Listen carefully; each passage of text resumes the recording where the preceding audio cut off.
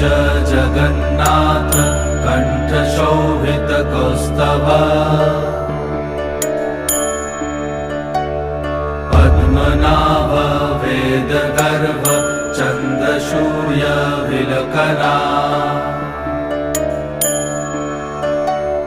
Jagannath Loknath नीलाद्रीश परहरि